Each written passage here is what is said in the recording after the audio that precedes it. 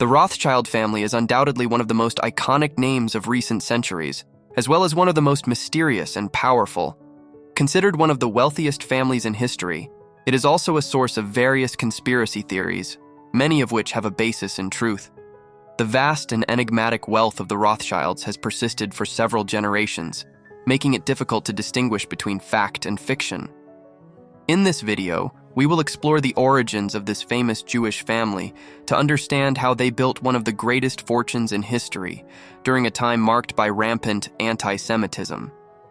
Additionally, we will examine how they played a crucial role in the creation of the modern monetary system, raising questions about whether they became the system itself or if the system absorbed them. The history of the Rothschild family begins in medieval Europe in the 10th century, when much of the continent was under the dominion of Christianity and political power was closely tied to religion. This made it extremely unfavorable to be non-Christian, and Jews were often the primary victims of these circumstances.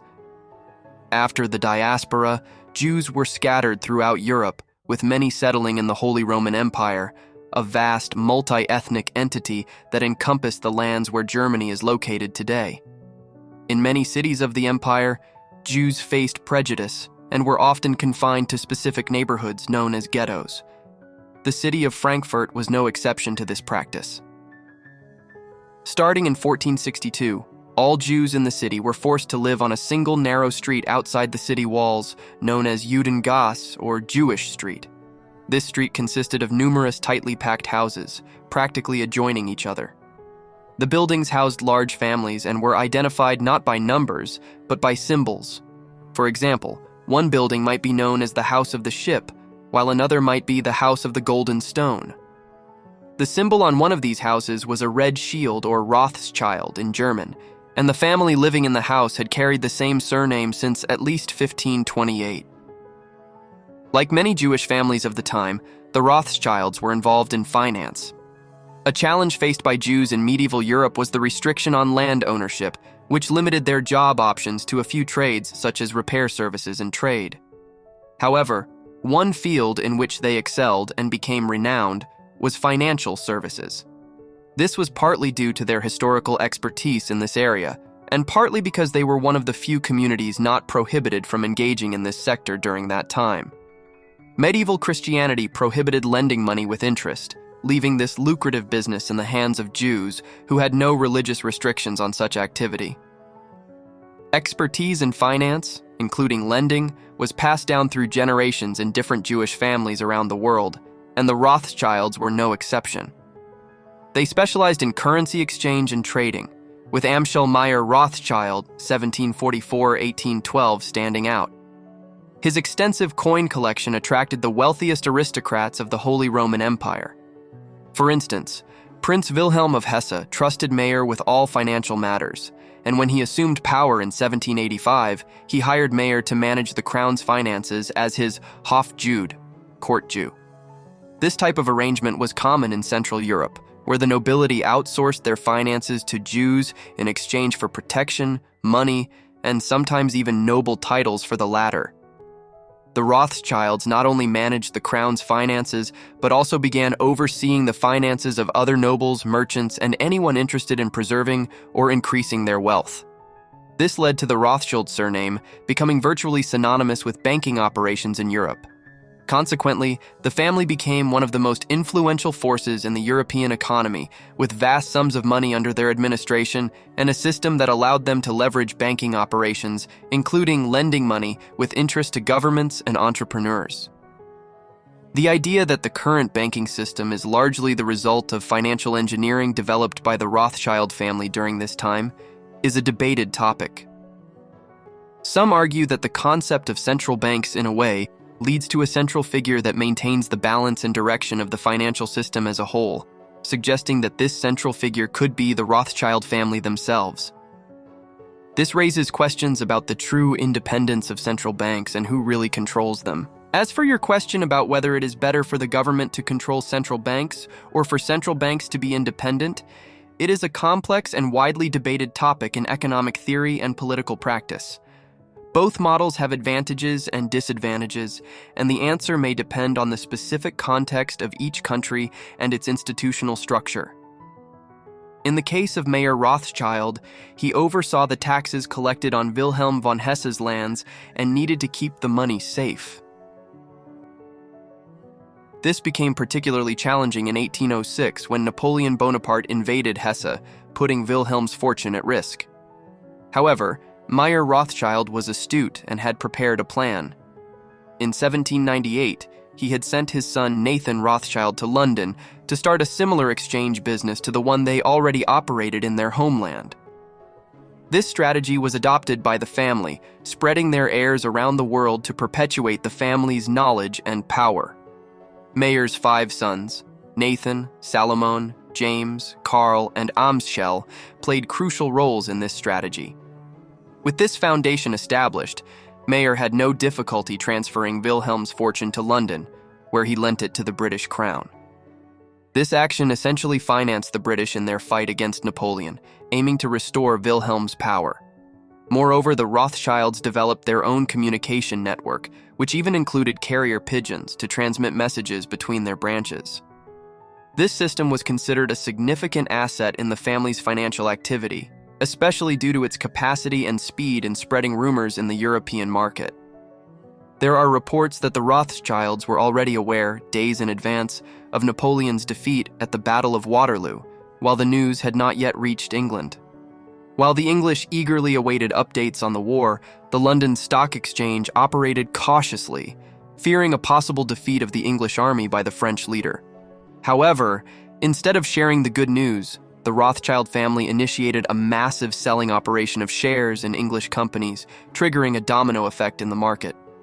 Other investors interpreted this move as a sign of an imminent economic crisis in England and a potential defeat of the English army. Within hours, stocks on the English exchange were extremely devalued. At this point, the Rothschilds repurchased the shares they had sold at a much lower price than the initial one and increased their stakes in the companies. When news of Napoleon's defeat finally arrived, the Rothschilds were able to both increase their shareholdings and sell part of the stocks purchased at low prices, yielding enormous profits. This episode is considered one of the greatest cases of financial manipulation in history.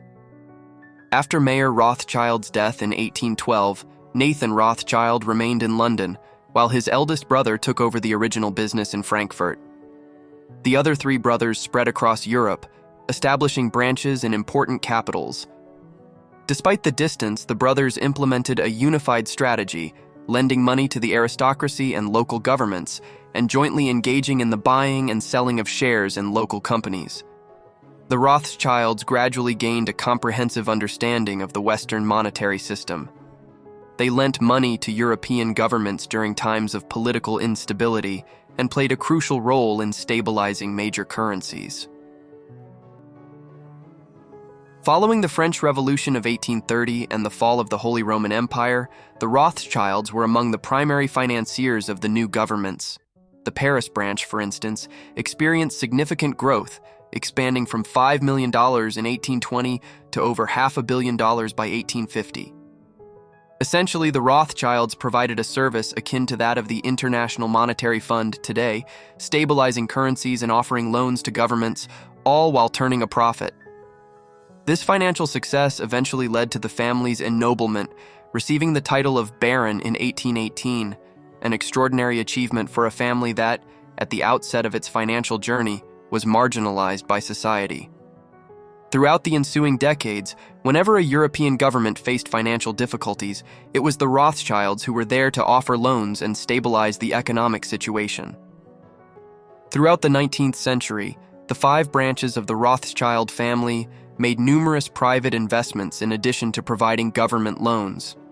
In 1868, part of the family acquired one of France's most valuable vineyard estates, which remains in the family's portfolio to this day.